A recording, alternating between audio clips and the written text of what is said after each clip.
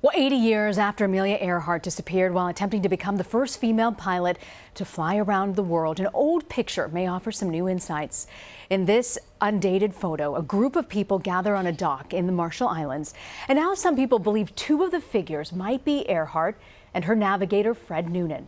Les Kinney is a former U.S. Treasury agent. He's the one who discovered the photo. He joins me now. Les, I'm curious how you found this photo, and can you explain to me the significance behind it?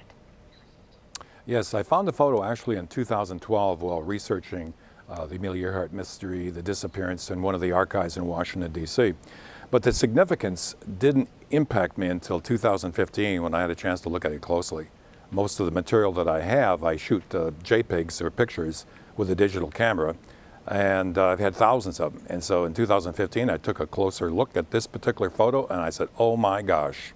Yeah, I mean, it's amazing to look at these images. If you look at this photo, it shows only the back of one figure who people actually believe was Earhart and the profile of another that people believe was her navigator, Fred Noonan. How can you be so certain that those images are in fact them? Well, for a variety of reasons. As far as the pictures of them, the figures themselves, they appear to be very, very similar to the profiles of both Noonan and Earhart, even though that's Earhart's back. But you have to take the totality of the picture and the major points of interest throughout that picture. As an investigator, I've done just that. The ship in the background is the Koshu. It was there at that location in Jaluit in the Marshall Islands during that time frame. On the back of that particular ship, there's a barge, and on that barge, there's an airplane. And that goes hand in hand with what the Marshallese natives reported back in the late 1960s and 70s when Westerners first heard out about this. Some experts say that Earhart and Noonan would have been far away from the south of the Marshall Islands where this photo was actually taken. How do you respond to that theory? It's pretty easy. There's nothing to indicate what the wind direction was at the time they took off from New Guinea.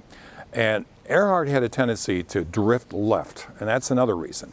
But with the aspect of wind possibly coming from the southeast, and U.S. Navy war records indicated at that time of the year the winds were predominantly from the southeast, that would have pushed her to the location where she missed Howland Island and ended up in the Marshall Islands.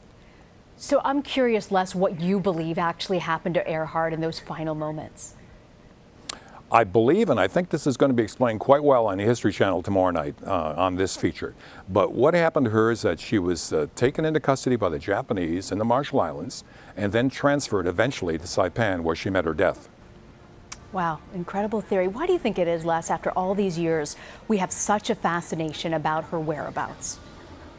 You know, she was the first she was the most famous person of the 20th century as far as a woman is concerned. There's more hits on her in search engines than anybody else in history.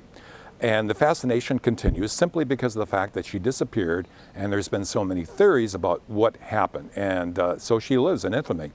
So why do you think it is, if your theory was correct and that the Japanese did have her, why didn't anyone get in touch to get her back? Two or three reasons. This is a long, complicated, so I'm going to make it very short. We had captured Japanese radio message codes, and we did not want the Japanese to know that we had decrypted their radio signals. And so if we had asked the Japanese to give her back, knowing that she was in custody by the Japanese, it would have clearly indicated to the Japanese that the U.S. had broken their codes. That is the main reason. And the second reason, of course, is that we did not want to precipitate a war with Japan in 1937. We weren't ready for it, nor was the American public. Les Kinney, fascinating theory about the final whereabouts of Amelia Earhart. It will be a fascinating show to watch. Thank you for joining us, Les. Thank you.